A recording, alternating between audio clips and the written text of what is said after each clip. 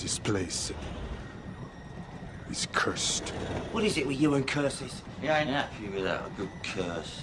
This is cursed. That is cursed. Do you know that I can pull out the slave ships out of the Bible and show you that the true children of Israel would serve captivity through slave ships? Who are these people? You can't say the Jewish people are the Jews. They're not the Jews. They're not suffering the curses according to the Bible. How can they be the Jews and they run everything you see today? The Bible said the Jews would be under a curse. The Jews would go in and call those slave ships and serve all other nations. This is what you would not learn in religion. That the poor people in the Bible are actually the people of the Bible. You cannot learn this in your religion.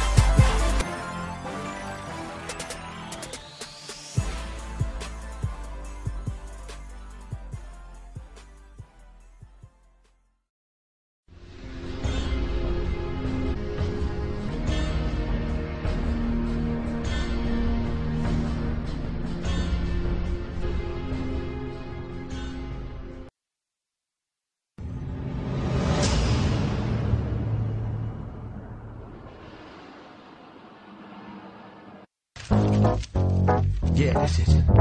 That's it. Keep that in. Hit the road, Jack, and don't you come back no more, no more, no more, no more. Hit the road, Jack, and don't you come back no more. That's right, hit the road, Jack. That's it, and don't you come back no more, no more, no more, no more. Hit the road, Jack, and don't you come back no more. All nations have their myths and legends. For example, most Americans believe themselves to be anti-imperialist, though their ancestors colonized the continent, almost wiping out the native population. But Israel's favoured history is special, as it defines the state's proclaimed right to existence. Shlomo Sand's book, The Invention of the Jewish People, seeks to show how through the use of inaccurate historical sources, such as the Bible, historians have created a false history of the Jewish people. He argues against the widely accepted story that most of the world's Jews descend from the ancient tribes of Israel, who were evicted by the Romans in 70 AD. According to Sand, that story of Jewish history had been created by early rabbis and 19th century Zionist scholars as an attempt to maintain a continual ancestral link between the Jewish people and Israel.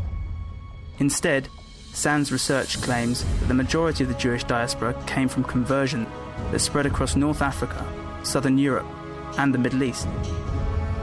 With the biblical account of Jewish exile and forced dispersal from Israel already discredited, this week's epilogue joins the debate on Shlomo Sand's book, asking how much credibility does his potentially revolutionary research have?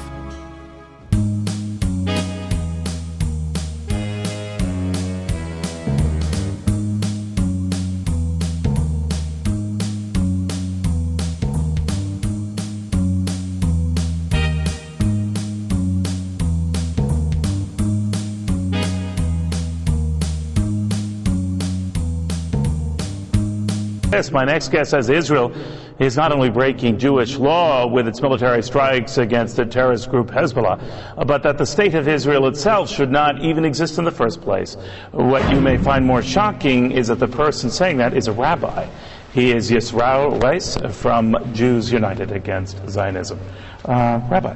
Yes. Pretty strong words. Yes, but this is the view that was shared by all religious leaders throughout, the last 100 years when the whole movement of Zionism was created. The concept, the ideology of transforming Judaism from spirituality, a religion, into a materialism, a nationalistic goal to have a piece of land. All the rabbinical authorities said this is antithetical with what Judaism is all about, expressly forbidden in the Torah because we are in exile by God, expressly forbidden in the Torah because we are in exile by God. So you shouldn't have a state. You shouldn't have a country. You shouldn't have a government? We shouldn't have a state. We should be living amongst all the nations. Nevertheless, you might not have had a country per se, but you were not a stranger to being abused or slaughtered over the millenniums, right? And particularly as recently as 50, 60 years ago. There is an issue of being killed because of anti-Semitism, and then there's another issue where you antagonize and you create your anti-Semitism through Zionism. Doing that, in other words, it's not a free-for-all. You'll knock out your neighbor's windows and then yell anti-Semitism. Right, and then there's another issue where you antagonize and you create your anti-Semitism through Zionism. Doing that, in other words, it's not a free-for-all. You'll knock out your neighbor's windows and then yell anti-Semitism. Right, Jews are suffering, the Palestinians, the Lebanese are suffering. We pray for the speedy and peaceful dismantlement of the state. It's interesting, Rabbi. You don't hear that view often. Thank you for stopping by. Thank you very much. The Jewish people was invented. Now, you have drawn on all sorts of evidence to show us that things which most of us took for granted as having had happened, even if they did not justify the foundation of the State of Israel 2,000 years later, actually never happened at all. Tell us about some of that. You know, in an interview in the radio, I can say one thing. To take, for example, the Exile. You see, the Exile is so important to the Jewish history. Everybody knows that the Jewish were exiled 2,000 years ago. But, you know, when I started to work about it, I was surprised not to find even one book, one research book about the exile. The exile of the Jew in the beginning of our time didn't happen.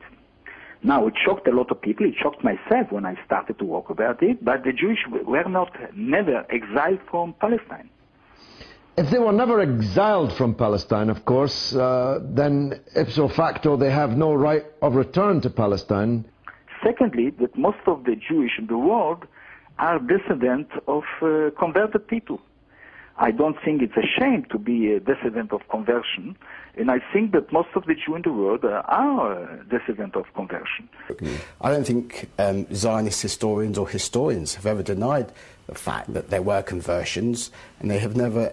There would have been conversions in, but presumably mass conversions out, first with Christianity, then with Islam. Exactly. Exactly. Yes, let me first say, I think the book is well-researched and sound, and I think it is less about revealing the fact that Jews were a new invented nation that became a religion and a nation through conversion, as much as a book that explains the popularity of the book in Israel, as much as a book that tries to tell people in Israel and around the world that the idea that the return to the Jews after 2,000 years to what supposedly is their homeland has no founding and no basis in any factual evidence. A Jewish historian looked into the ancestry of the Ashkenazi Jews and wrote the 13th tribe to show that their homeland is the area near the Caspian Sea. But these people are not the house of Israel. They are not the contracting party. That's the term in law. They were not a contracting party. At a time that God, according to the biblical chronology, made that gift, those people were living under the Hittite Empire. So I have as much claim as these people do to Israeli real estate. And what more, how can we have the so-called right of return? Now, surely, I mean, I consider myself fairly educated, but I thought to return to somewhere, you have to go there first and leave. The idea that the return to the Jews after 2,000 years to what supposedly is their homeland has no founding and no basis in any factual evidence. What you say?